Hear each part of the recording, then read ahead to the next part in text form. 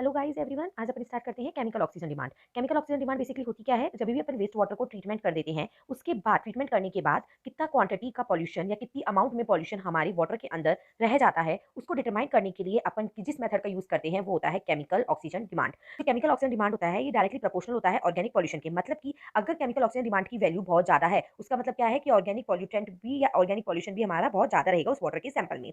ये chemical oxygen demand का जो टेस्ट है ये सिर्फ और सिर्फ केमिकली डाइजेस्टेबल मैटर को डिटरमाइन करने के लिए ही यूज किया जाता है। उसके अलावा अगर कोई ऐसे मैटर है जो केमिकली डाइजेस्टेबल नहीं हो सकते, उसको अपन इस टेस्ट के द्वारा डिटरमाइन नहीं कर सकते।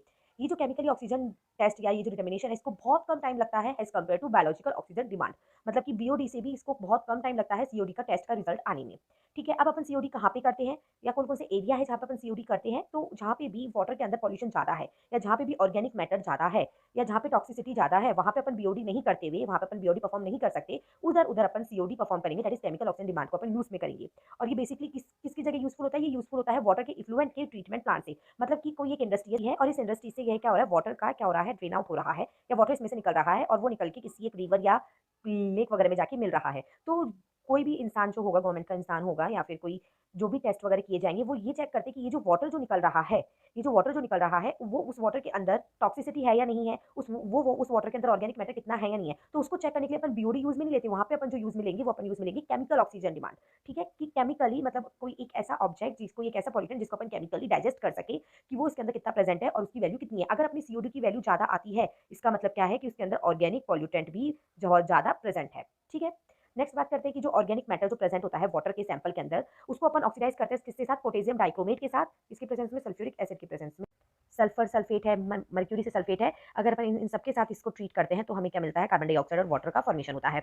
अब जो भी अपन क्वांटिटी लेते हैं पोटेशियम डाइक्रोमेट की, उसको अपन कैलकुलेट करते हैं डिफरेंट डिफरेंट वॉल्यूम के अंदर, फेरस अमोनियम सल्फेट के अंदर। कि मतलब एक तो अपन ब्लैंक लेके उसके अंदर कैलकुलेट करेंगे और एक अपन जो अपना इसमें वाटर सैंपल है जिसके अंदर पॉल्यूटेंट है उसमें अपन लेके कैलकुलेट करेंगे उसका कितना आ रहा है और फिर उस हिसाब से अपन क्या निकालते हैं, उस हिसाब से अपन ये देखते हैं कि कितनी ऑक्सीजन की जो डिमांड है या कितना ऑक्सीजन उसने यूटिलाइज किया है किसी भी एक ऑर्गेनिक मैटर को ऑक्सीडाइज करने के लिए, मतलब कितना ऑक्सीजन उसको लगा है किसी भी ऑर्गेनिक मैटर को ऑक्सीडाइज करने के लिए।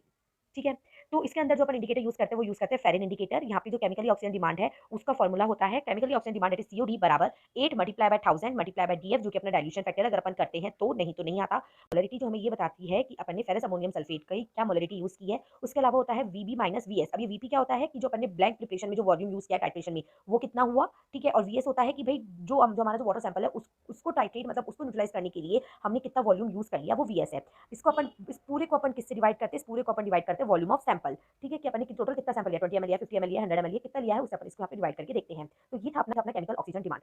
इसके रिलेटेड अगर आपके पास कोई भी डाउट हो तो आप मुझे कमेंट सेक्शन में बता दीजिएगा, मैं आपको सॉल्व कर दूंगी। Thank you so much.